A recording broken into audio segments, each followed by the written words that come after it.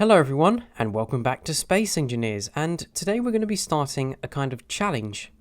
We're going to be trying to race to the moon as quickly as possible. Now this might sound quite simple, just get a few hydrogen bottles and fly all the way there. But it's not going to be that easy. The challenge that I'm setting for myself is to get to the moon with a survival kit and 100 of each item buildable in a survival kit. If I don't bring all the components, I lose. This world is going to be completely vanilla with everything on the default setting except for block limits. So the idea is to get to the moon as quickly as possible, spawning on Earth, and there's just a few more things thrown in to make it just that bit more difficult. So we're going to go for the Earth-like drop pod straight away, and we're going to start. So this is most likely going to be a shorter series. It just really depends on how long it takes me to get there. Okay, so we're spawning here. Is the moon in sight? The moon is... What is that? Is that... No, that's not. That's Mars. Oh dear. We couldn't be spawning in a worse position, but it's okay. Actually, no, we could be, because we have access to ice here. And that's going to be extremely, extremely important for what we're doing here, because we're going to be using hydrogen thrusters for this. And let's see... Oh dear. And we're rolling down a hill. I'd hope these landing gear... There we go. So, of course, we need to get as much hydrogen and ice as possible. So, before I even do anything, I'm going to grab some more ice. We haven't even got automatic ore pickup on, which is going to make this just that little bit harder. And apparently my drill is doing nothing. Now, I do have a feeling that this ship that we build is going to be just powered by one hydrogen thruster, because it depends how heavy it is, really. So, we're just kind of skimming off this top layer here, just to get us a bit of ice. And there's a bit more down there as well. So this does go quite deep. And in this world there are no encounters. So there's going to be no finding NPC ships, stealing them and just flying to the moon in 5 seconds. There's going to be none of that. So what we're going to do is just going to dump this in here. And we're not going to be worrying about building a base or anything, because we're just going to simply be going straight to the moon. No messing about. It looks like we're going to have to build this at an angle, but I don't think that's too big of an issue. So we can build a hydrogen thruster, a small one, I guess. So we'll need 4 metal grids. So if we use 2 small hydrogen thrusters as propulsion, we can use the components from this drop pod to build it.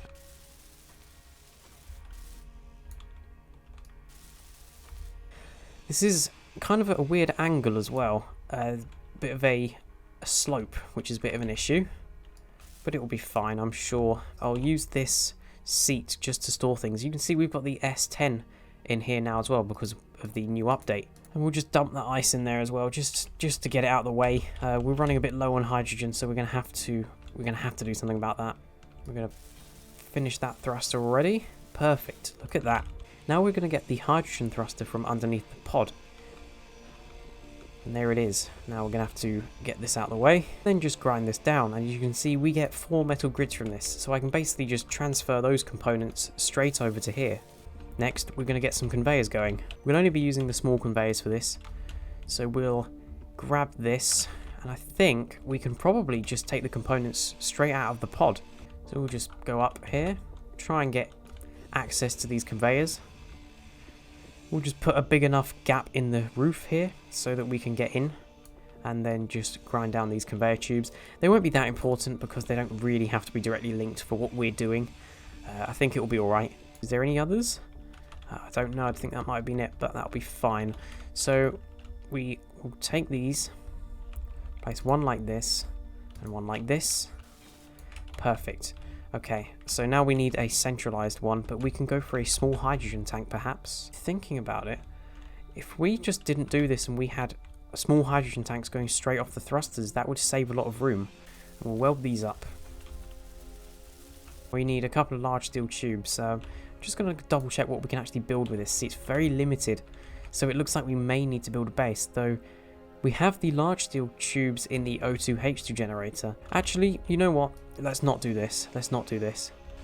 Because we can just use the O2H2 generator to power this. So we'll just go for the regular conveyors. So we'll need to grab some stone quickly. And of course, we are supposed to be building 100 of each of these components. And we're going to be storing them somewhere. So that'll be interesting. Just quickly fill up this hydrogen bottle. Now, we don't need to get rid of this thing yet. The main focus is just getting this thing operational. We haven't even got a power source yet. So it looks like we may need to use small batteries for that. So we can get this small conveyor going already. And it looks like we can get a survival kit on here as well, which is the next thing we're going to need. So, oh, I have just realized something. Because of the way the survival kit is, I can actually place it down like that, and the conveyor points line up perfectly. Now, we're not going to finish this just yet because we won't be able to, but we've got that there for when we need it. And let's do that. Perfect.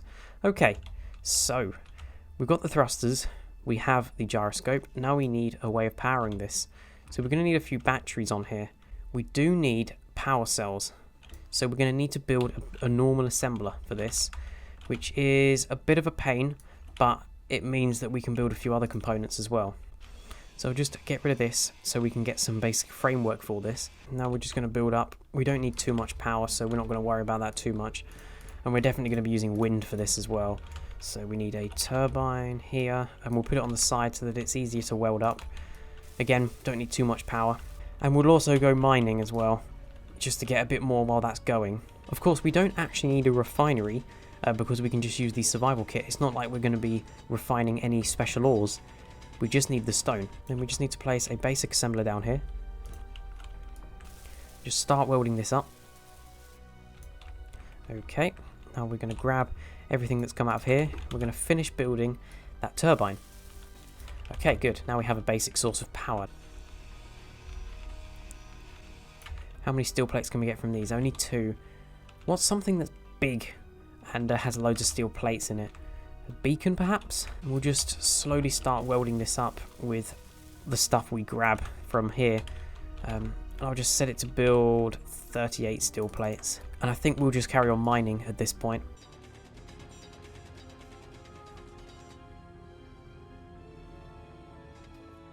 I can't tell if the light has changed or not. Has it got darker? I'm not sure. Is that going down? I can't really tell. I guess we'll find out the hard way. Further. What is this? Is this some kind of ore, or is that just decorative? Alright, so I think progression-wise we're going pretty well so far. Very different from a normal survival, of course, because this is literally just based on going straight to the moon. We're not preparing for anything afterwards, but that doesn't matter. The challenge is simply just to get to the moon.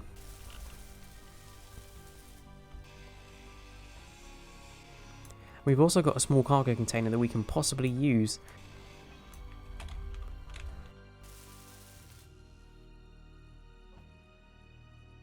We are running out of cargo space already, and that's one thing I'm a bit worried about. Are we actually going to be able to store all of these components? I don't think we are, which means we may need to build more thrusters.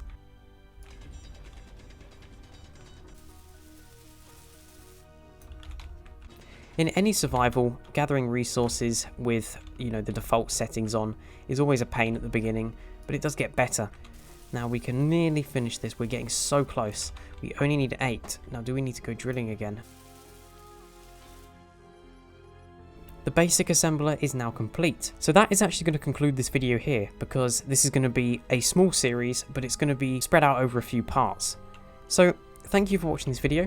If you enjoyed it, please do leave a like, as I really do appreciate it, and consider subscribing to the YouTube channel. The next part of this series will be up soon, but in the meantime, my regular survival and super survival videos will be going up as normal, so look out for them. Also, consider joining the Discord server. The link is in the description of the video. And finally, if you're thinking of buying Space Engineers or buying any of the DLC, consider using my link in the description below. Using the link instead of going directly to the store will really help me out and will allow me to create more videos just like this one. So thank you very much for watching, and I'll see you in the next one.